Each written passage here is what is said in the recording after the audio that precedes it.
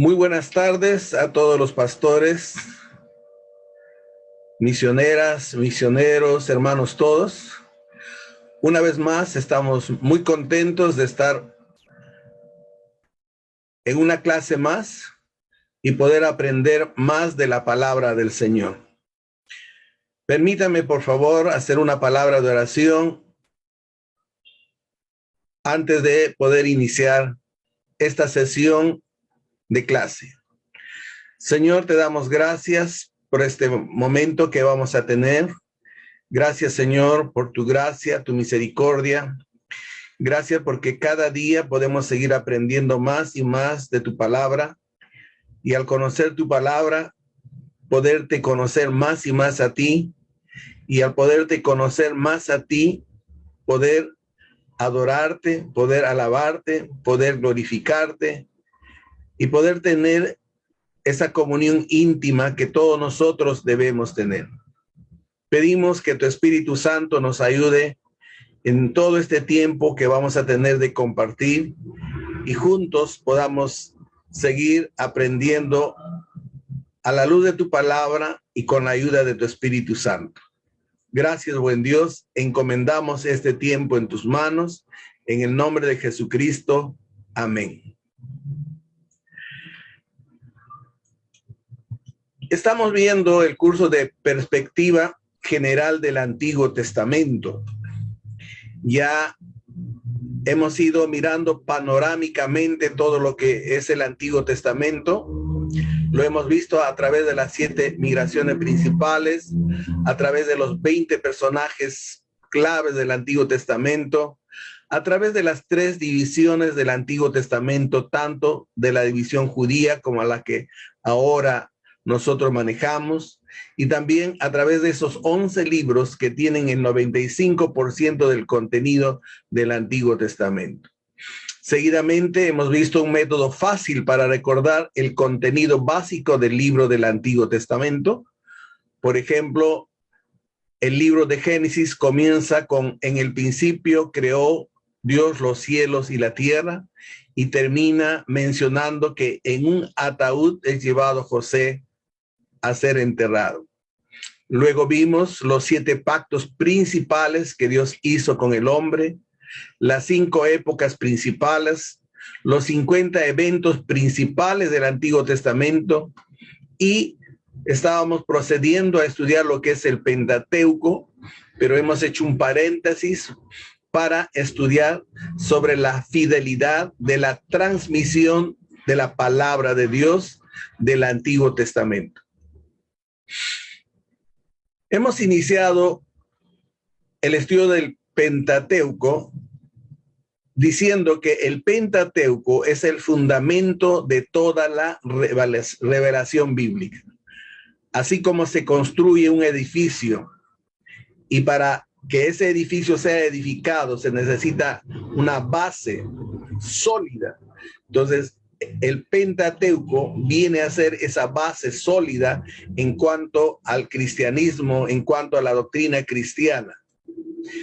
Es el comienzo de todos los temas bíblicos y en ellos vemos el plan de Dios para el ser humano.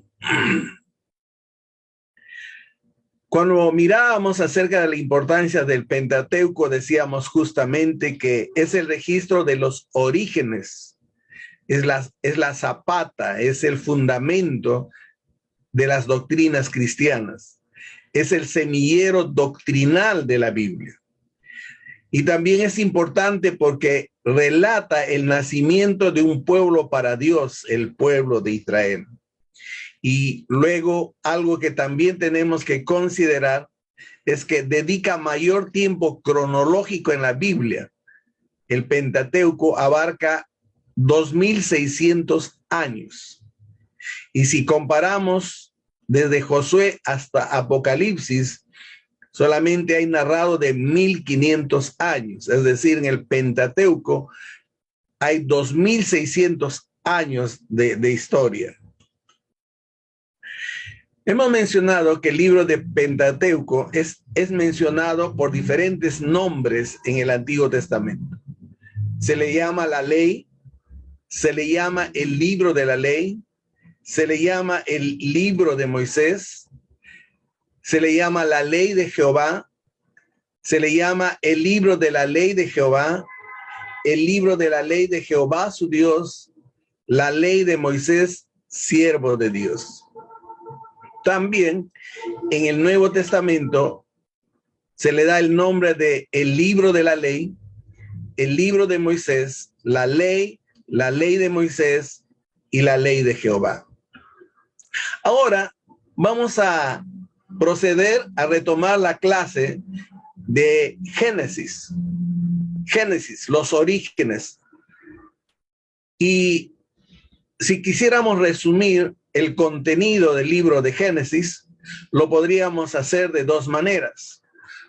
Primeramente, mirando los 4 grandes eventos del libro de Génesis. La primera, por supuesto, es la creación, capítulo 1 y 2, donde se nos menciona los 7 días de la creación, donde se menciona al hombre, el huerto de Edén y la mujer. Otro segundo evento sería la caída, un gran evento, y eso está narrado en los capítulos 3 al 5. Nos menciona cómo entra el pecado, la raza humana, cómo se difunde el pecado a través de Caín y Abel, y nos habla de la genealogía, desde Adán hasta Noé. Y es interesante ver este capítulo porque cuando se hace un árbol genealógico con todos los nombres que estos capítulos dan, vamos a ver la genealogía de Caín y la genealogía de Set. Y vamos a ver también que dentro de la genealogía de Adán no hay ninguno que busca a Dios. Por eso se les denomina los hijos de los hombres. Al contrario, de esa genealogía viene la poligamia, viene el mal uso de la música, pero si miramos la genealogía de Set, vamos a ver que de la genealogía de Set están grandes hombres de Dios como Matusalén, como está Noé, como está Abraham, ¿no? Y se les llama los hijos de Dios. Y justamente cuando se mezcla los hijos de los hombres con los hijos de Dios, viene la corrupción del mundo y como consecuencia el diluvio. Entonces, otro gran evento es el diluvio, capítulo 6 a 9. El mundo corrupto, pero siempre presente el plan de Dios. Dios decide exterminar toda la raza humana, sin embargo, preserva a 8 personas para seguir con el plan que Dios tenía para la humanidad. El pacto de Dios, y luego del capítulo 10 al 11 vemos la tabla de las naciones o la dispersión de las razas en la tierra. Luego tenemos los grandes hombres de Génesis y tenemos que comenzar con Abraham desde el capítulo 12 al capítulo 23, donde vemos el llamado de Abraham, donde vemos el pacto abrahámico, el nacimiento de Isaac, el hijo de la promesa, y la gran prueba de Abraham.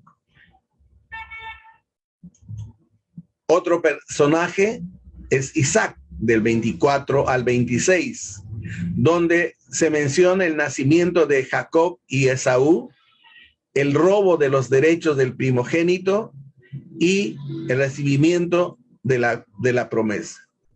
Los otros 2 nombres son Jacob y José. Jacob del 27 al 36, donde vemos que Jacob le roba a Esaú la bendición, capítulo 27, y vemos a Jacob y Esaú en los capítulos 32 y 33. Terminamos con el cuarto personaje, y es José, que desde el capítulo 37 al capítulo 50 del libro de Génesis. José en conflicto con sus hermanos, él tiene un sueño de parte de Dios, menciona el sueño, es vendido y comienza el proceso de preparación de la vida de José para ser utilizado como segundo faraón. Luego viene el pecado de Judá con Tamar. José, su vida en Egipto. Para entender el libro de Génesis, hemos mencionado que tenemos que reconocer que en el capítulo 1 y el capítulo 2 son dos relatos no paralelos. El capítulo 1 del libro de Génesis es el relato de la creación en general.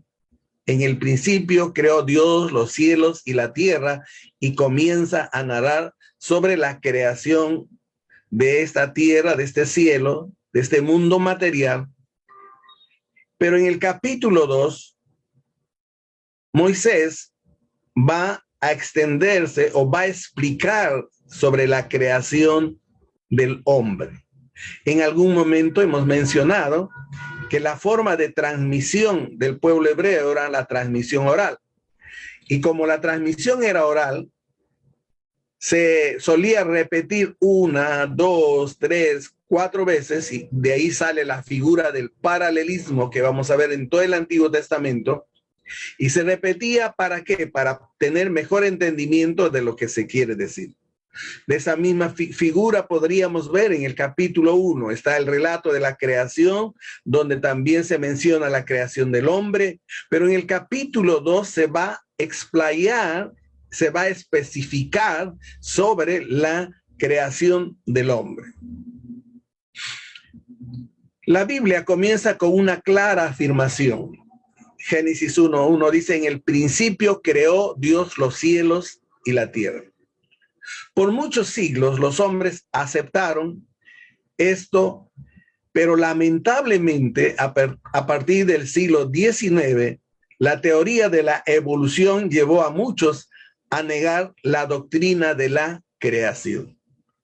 Es decir, en el siglo XVIII, cuando se reemplazó la teología, se reemplazó a Dios por la razón, entonces se introdujo pensamientos no solamente en el mundo del raciocinio, sino en el mundo también teológico, y muchos, aceptando estas posturas racionalistas, negaron la creación como lo narra el libro de Génesis.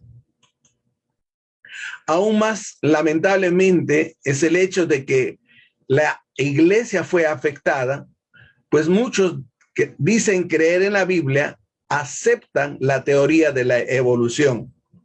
Y a continuación nosotros presentaremos una exégesis de los primeros 2 capítulos de Génesis, en los cuales leemos acerca de la creación del universo y del hombre.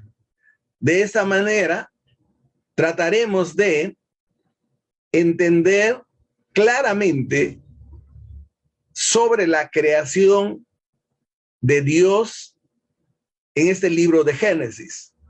Una creación de la nada. Este relato del capítulo 1 y versículos 1 y 2 sirve como introducción a todo el libro de Génesis. En ese sentido, es parecido al Salmo 1, es parecido a Mateo 1, es parecido a Juan 1 y a Primera de Juan 1. Podríamos leer dos de esos textos para ayudarnos. Por ejemplo, en Juan 1:1 dice: en el principio ya existía el verbo.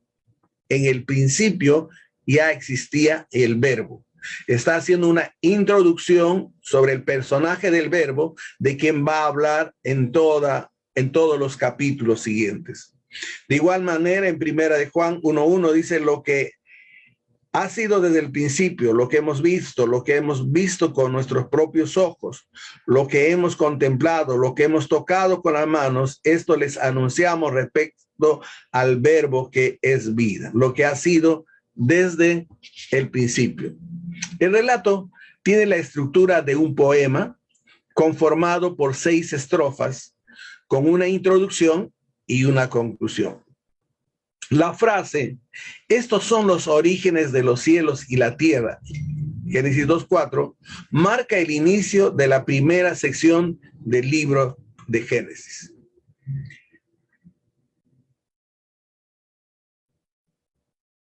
Este capítulo está dividido estructuralmente de esta manera, ¿no? La introducción sería Génesis 1:1-2, como ya lo hemos mencionado, y luego vendrían las estrofas. La primera estrofa sería del capítulo 1, versículos 3 al 5, la segunda estrofa de Génesis 1, 6, 8, la tercera estrofa, versos 9 al 13, la cuarta estrofa del verso 14 al 19, la quinta estrofa del versículo 20 al 23 y la sexta estrofa del 24 al 31, y finalmente tendríamos la conclusión en el capítulo 2, versículo 1 al 3. Recuerde que lo que hemos mencionado en la clase anterior, los capítulos y los versículos no son parte de la inspiración divina. Las divisiones que tenemos en las diferentes Biblias no son parte de la inspiración divina. Posteriormente, los masoretas, posteriormente, grandes estudiosos de la palabra del Señor, introdujeron estos capítulos, estos versículos, estas divisiones para darnos la facilidad de estudiar la palabra de Dios. En ese sentido, tenemos nosotros que revisar esas divisiones, y cuando revisamos esta revisión en el capítulo 1, nos vamos a dar cuenta que esa primera narración no termina en el versículo 31 del capítulo 1 de Génesis, sino va a terminar en el versículo 3 del capítulo 2. Dice, y bendijo Dios al día séptimo y lo santificó, porque en él reposó de toda obra que había hecho en la creación. Y capítulo 2, verso 4 comienza diciendo, estos son los orígenes del cielo y de la tierra. Es decir, está recién dando inicio y está dando la introducción a un nuevo párrafo. Por eso es esta división que nosotros encontramos en la estructura del mismo libro de la Biblia. Cuando hablamos sobre la creación del universo y miramos, cada estrofa tiene ciertas frases muy resaltantes, frases características. Dice, dijo Dios, vio Dios, hizo Dios, creó Dios, llamó Dios, y fue la tarde y la mañana. Estas frases características son importantes para entender si Dios creó o Dios recreó. Tenemos ahora dos posturas diferentes. Los que enseñan esta parte de la Biblia, unos mencionan que Dios está creando, hay otro grupo de estudiosos que dicen que Dios está recreando. Miremos a la luz de una exégesis bíblica qué es lo que realmente está queriendo decir Moisés a través de los escritos. Y para eso es importante entender estas frases. Dijo Dios, está ordenando. Hizo Dios. Creó Dios. Son frases que debemos tener en la mente para seguir avanzando. Pasemos a ver ahora a estudiar este poema. La introducción de este poema nos dice 4 cosas claras en la introducción. En el versículo 1 dice, en el principio creó Dios los cielos y la tierra. Y la tierra estaba desordenada y vacía. Y las tinieblas estaban sobre la faz de la tierra. Y el Espíritu de Dios se movía sobre la faz de las aguas. En el principio creó Dios.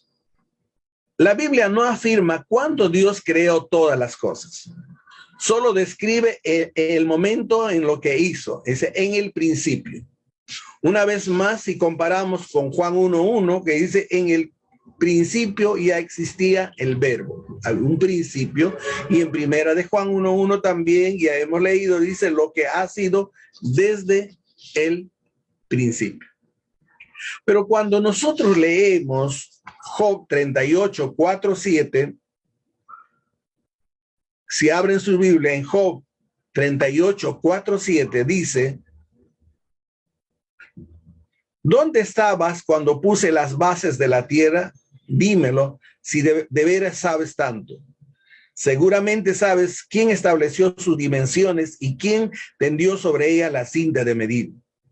¿Sobre qué están puestas sus cimientos o quién puso su piedra angular? Mientras cantaban a coro las estrellas matutinas y todos los ángeles gritaban de alegría. Dios está hablando con Job y Dios está mostrando la sabiduría divina frente a la sabiduría del hombre. Ya sus amigos estaban protestando, ya sus amigos estaban razonando y Job también, y entonces Dios va a mostrarle a Job que la sabiduría de Dios es más alto, es más profundo que el hombre, y le pregunta a él dónde estabas, y dentro de esta conversación vamos a ver que se menciona que en la creación ya estaban los ángeles, estaban presenciando la creación del mundo. Entonces, no puede ser el principio de todo lo creado por Dios. En el principio creó Dios. No es el principio de toda la creación. Anteriormente ya había una creación de seres espirituales. Ya estaban los ángeles. Y los ángeles estaban gozándose cuando Dios está creando el cielo y la tierra.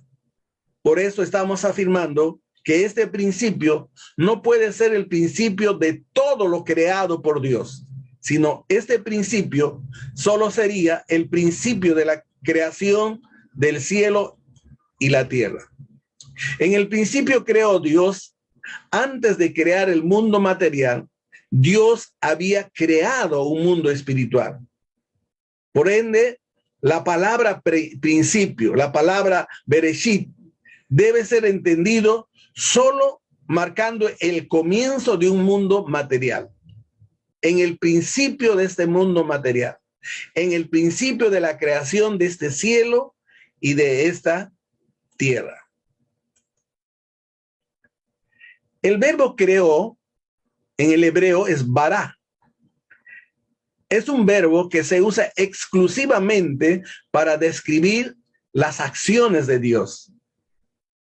Y significa crear ex nihilo, es decir, crear de la nada. Si podríamos comparar con Hebreos 11:13, por favor, si abran su Biblia en Hebreos 11:3, dice, por la fe entendemos que el universo fue formado por la palabra de Dios, fue formado por la palabra de Dios, de modo que lo visible no provino de lo que se ve. Es decir, Dios creó de la nada, de lo que no se veía. El verbo bara se halla también en Isaías 40:26, dice, alcen los ojos y miren a los cielos. ¿Quién ha creado todo esto? El que ordena la multitud de estrellas una por una y llama a cada uno por su nombre. Es tan grande su poder y tan poderosa su fuerza que no falta ninguna de ellas. En el versículo 28, ¿acaso no lo sabes? ¿Acaso no te has enterado? El Señor es el Dios eterno, creador de los confines de la tierra, no se cansa ni se fatiga, y su inteligencia es insondable. Creador de los confines de la tierra. Baraj está usando otra vez ese verbo el profeta. En Isaías 45:12 dice, yo hice la tierra y sobre ella formé a la humanidad, mis propias manos extendieron los cielos y di órdenes a sus constelaciones.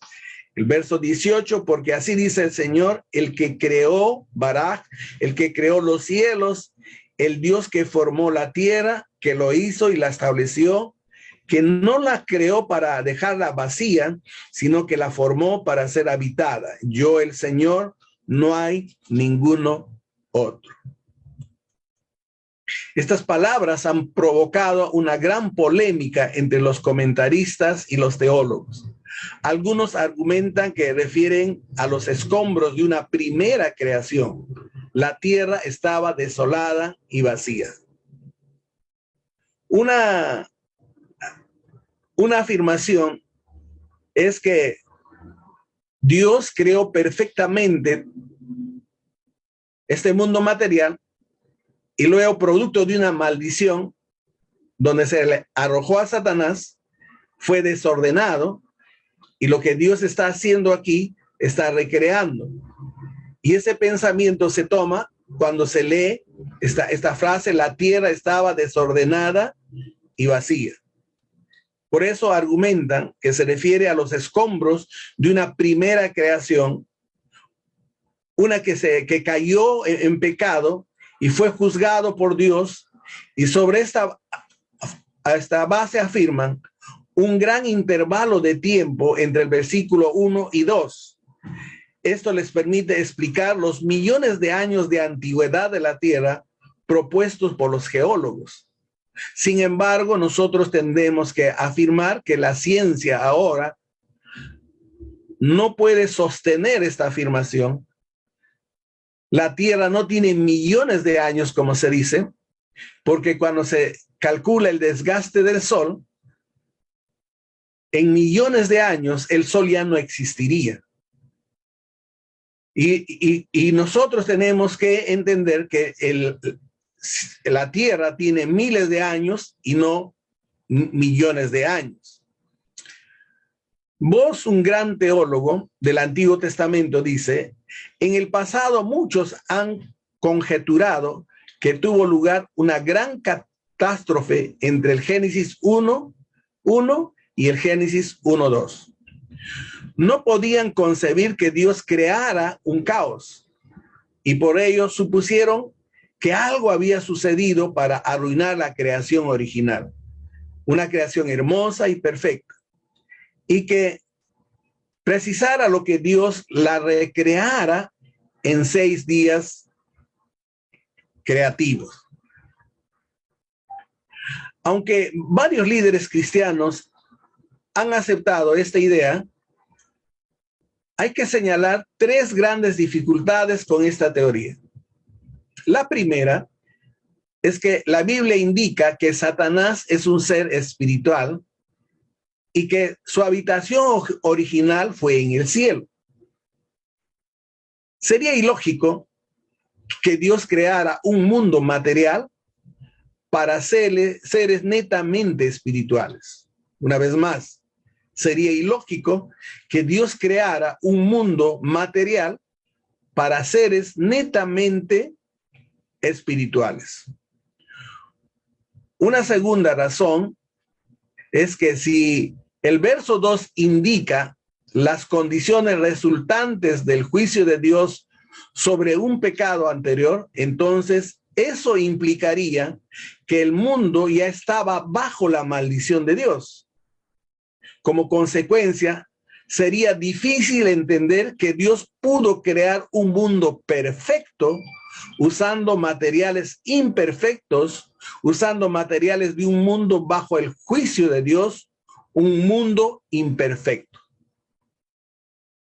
No encaja, no es lógico.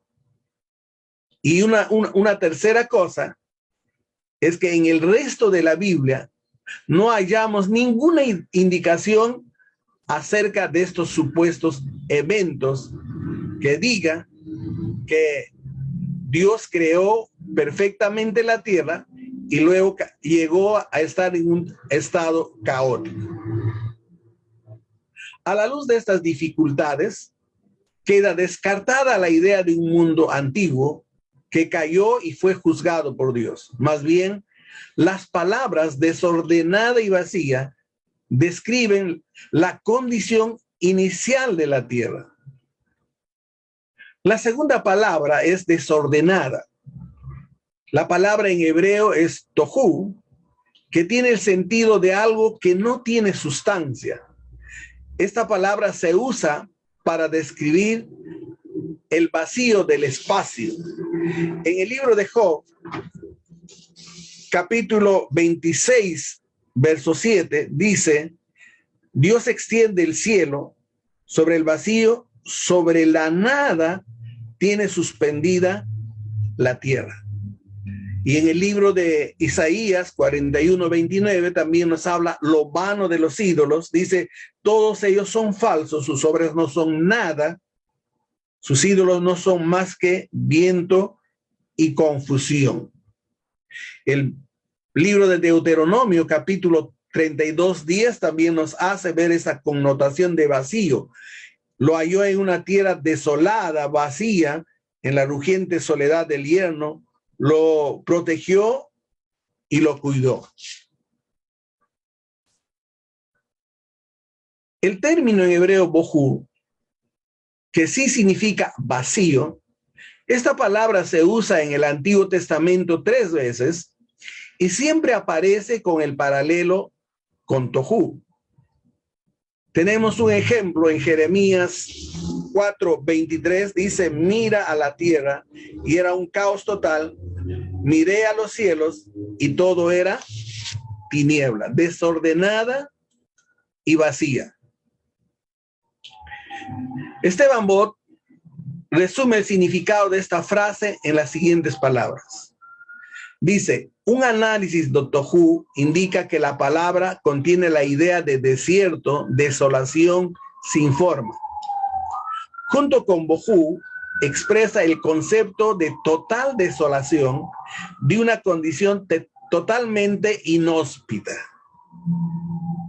La tierra estaba desordenada o vacía, diría entonces la tierra estaba en total desolación. La Nueva Versión Internacional traduce las dos palabras con la frase un caos total. Era un caos total. Era algo sin vacío, era algo hueco. Pero esta siguiente frase nos va a ayudar a entender mejor sobre la creación cuando encontramos y dice, y las tinieblas estaban sobre la faz del abismo. La palabra Yoshek, traducida por tinieblas, expresa aquello que es siniestro. El término abismo traduce del hebreo temo, y la línea que sigue indica que este abismo era las aguas del mundo primordial. Las aguas, este mundo antes de la creación era un caos, era desértico, era vacío y eran las aguas de este mundo primordial.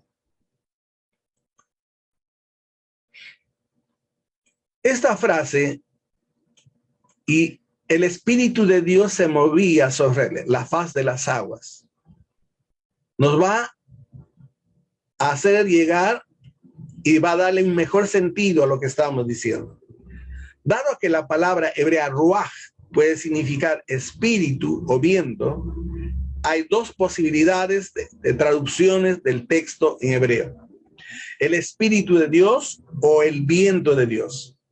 Y Bott comenta, dice, ambas alternativas indican por igual que en el tercer momento del versículo 2 aparece la presencia poderosa de Dios, estableciendo límites a las condiciones caóticas descritas en las dos primeras frases. Aquí se va a notar ahora la presencia poderosa y soberana de Dios. El Espíritu de Dios se movía sobre esa faz de las aguas, se movía en esa desolación, se movía en ese caos. El verbo se movía es muy interesante, realmente significa revolotear o cubrir con las alas. La palabra aparece en Deuteronomio 32:11 y describe como un águila que cuida a sus polluelos. Entonces Moisés nos está mostrando un cuadro donde nos está presentando este verbo y nos está diciendo que el Espíritu Santo está protegiendo a esa creación primitiva o está incubando la creación. El Espíritu de Dios se movía sobre la faz de las aguas. Una vez más, estaba desordenada y vacía. No significa que un mundo perfecto llegó a ser maldecida y sobre ese mundo maldecido Dios está creando algo perfecto. Es muy lógico.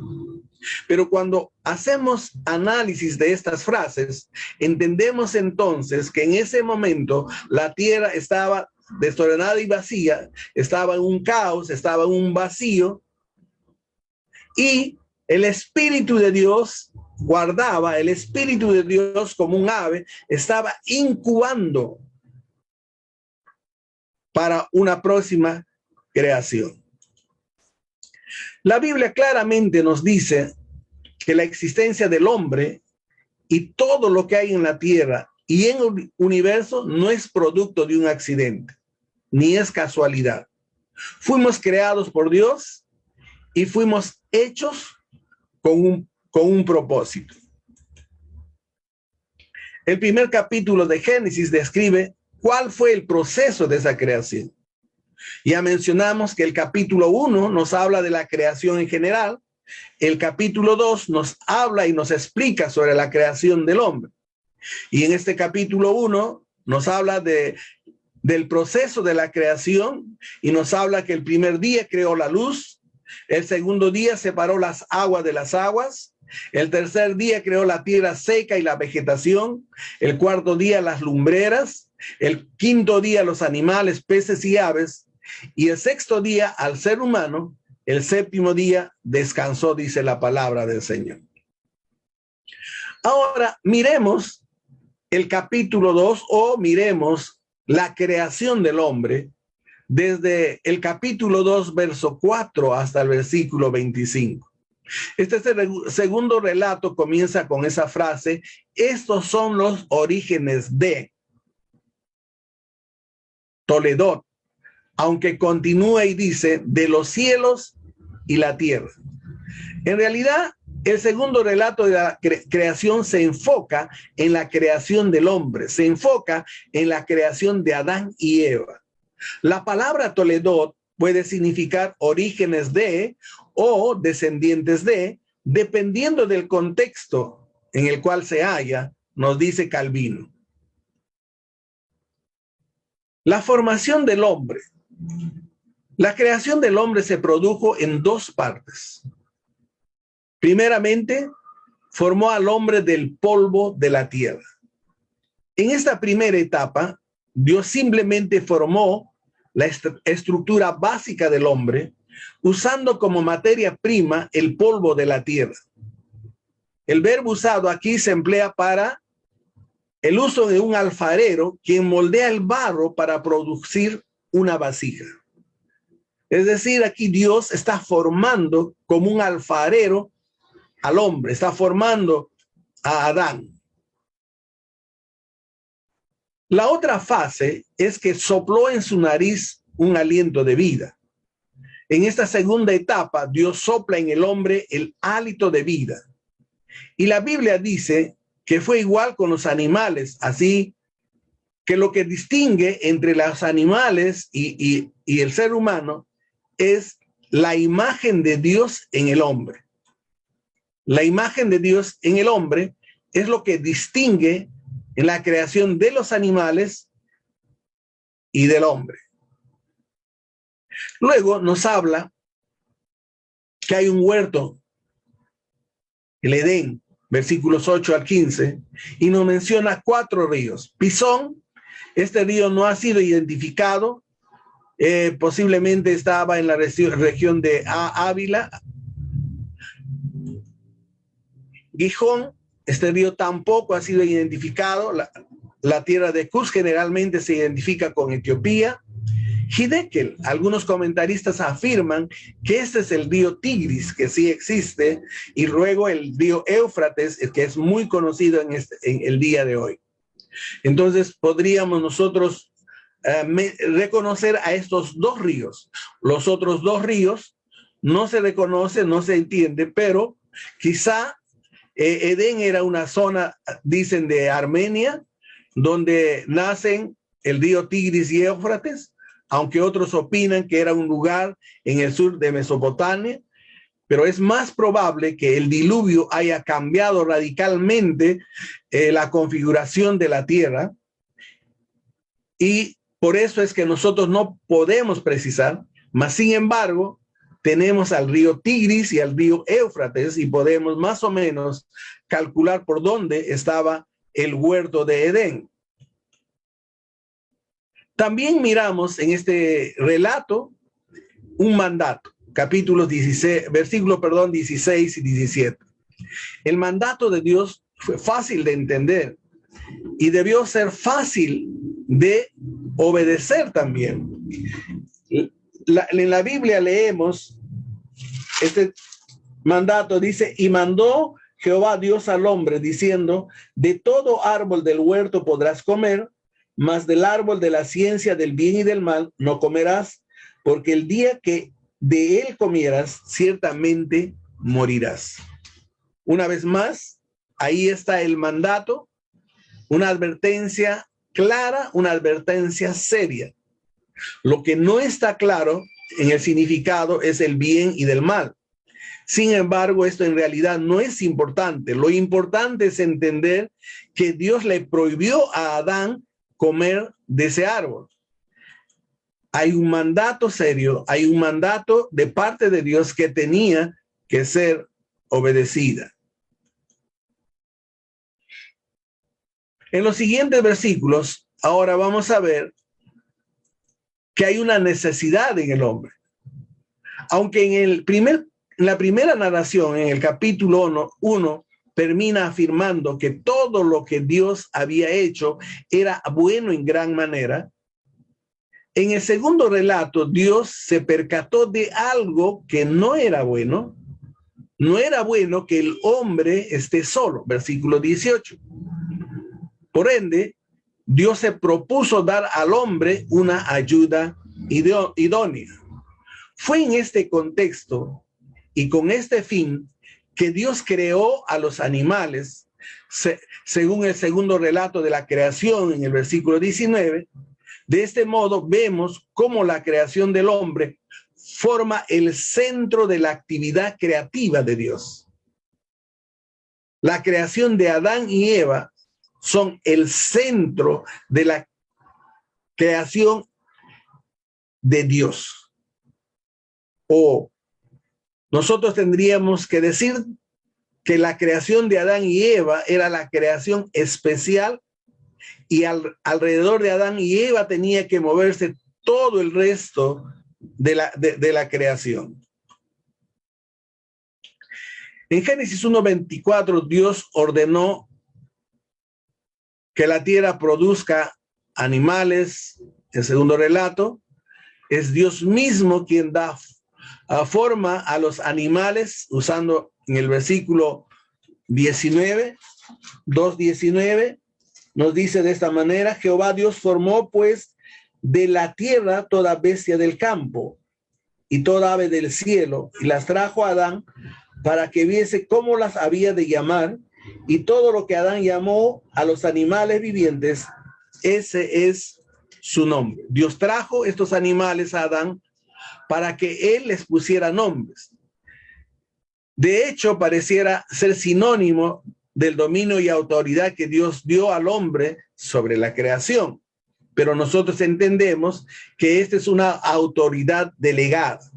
Sin embargo, aunque por los animales Adán tuvo trabajo que seguramente le dio satisfacción, pero ellos no constituyeron la ayuda idónea que Adán necesitaba.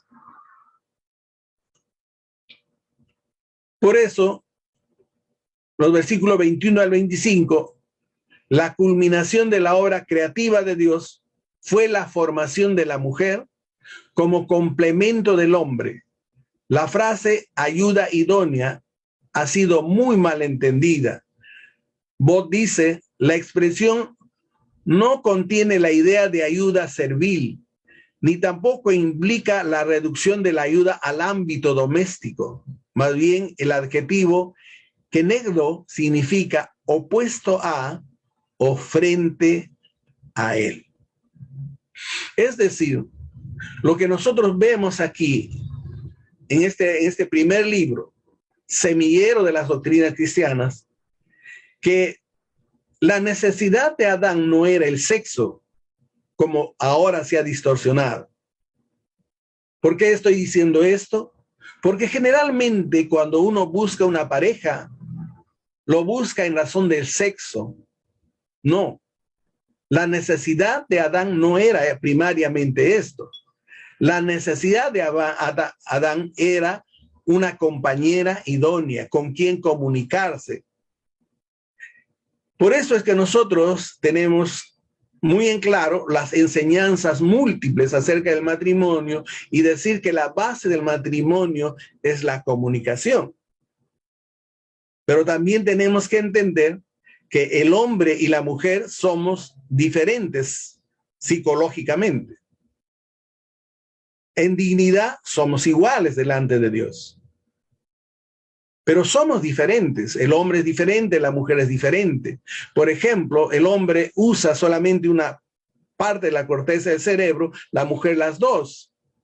Y por eso la mujer podría estar cocinando y viendo televisión a la vez y la va a entender. Y el hombre ve televisión y no puede entender otra cosa más. Somos diferentes.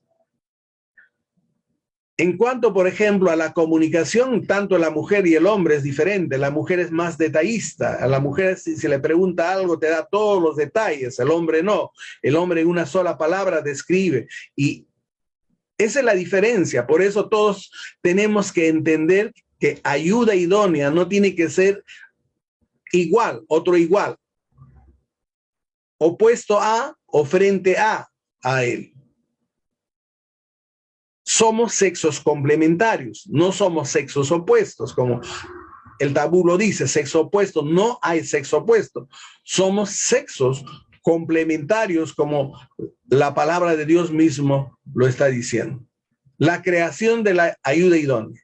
La idea que la palabra transmite es algo correspondiente o adecuado para, correspondiente para José, adecuado para Sara. Significa que Dios iba a crear a alguien que sea correspondiente, adecuado para el hombre, para que juntos puedan proveerse la comunión, para que juntos puedan proveerse de apoyo necesario para servir en plenitud. Con ella se formó el primer matrimonio con una base de separación para unión. Dejará el hombre padre y madre, se unirá y serán una sola carne. Algo que también tenemos que entender en este momento es que el hombre fue creado como un ser viviente. Hemos hablado que fue formado de materia y el soplo, el Espíritu de Dios. Cuando nosotros leemos la palabra del Señor, en el capítulo 2, verso 7, dice: entonces Jehová Dios formó al hombre del polvo de la tierra y sopló en su nariz aliento de vida, y fue el hombre un ser viviente. Llegó a ser un ser viviente. Es decir, el hombre es un ser viviente, uno, compuesto de materia y espíritu. El semillero del Génesis no da pie a que podamos dividir al hombre en dos o en tres. Dicótomo, tricótomo, no hay. Dice la palabra que usó la materia, lo formó como un alfarero, le dio el soplo, lo fusionó y llegó a ser un ser viviente. Menciono esto porque en la teología, en la pastoral, hemos sido influenciados por pensamientos griegos y dividimos nuestro cuerpo en dos marcadamente, y por eso que cuando alguien peca, golpea el cuerpo, porque dice el cuerpo tuvo la razón, el espíritu no. Sin embargo, a la luz de la palabra del Señor tenemos que entender que no es así. Si pecamos, pecamos con todo, cuerpo y espíritu. Piense usted nomás en la tentación del pecado. Su cuerpo no es tentado. Usted ya comienza pensando, ideando en la parte espiritual, ya está naciendo, se está incubando el pecado y el cuerpo simplemente acciona. Y por eso nosotros tenemos que entender eso. Y en Tesalonicenses nos dice claramente que cuando Jesucristo venga por segunda vez, tu cuerpo que está enterrado se resucitará, tu espíritu vendrá, se unirá y viviremos por toda la eternidad. Ahora, si tú estás pensando que la doctrina bíblica dice que el hombre es cuerpo, espíritu y alma, entonces tendrías que pensar, el día que tú mueres, tu cuerpo se va a la tierra, tu espíritu se va a la presencia de Dios. ¿Y dónde está tu alma? La Biblia no lo afirma.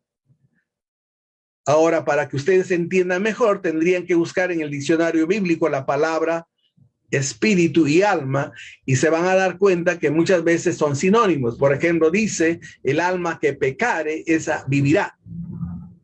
Pero el punto es de que nosotros tenemos que entender que somos un ser viviente. Es materia y espíritu, somos uno solo. Y todo lo que hacemos, lo hacemos como un ser viviente. Y cuando resucitamos, resucitaremos como un ser viviente y estaremos por toda la eternidad como un solo viviente. Bien, hasta aquí hemos llegado a explicar claramente que no hay recreación según los análisis de este texto. Es cierto, la tierra estaba desordenada, vacía, pero eso no quiere decir que un mundo perfecto fue maldecido y sobre ese mundo maldito Dios creó algo perfecto. Es ilógico, ¿verdad?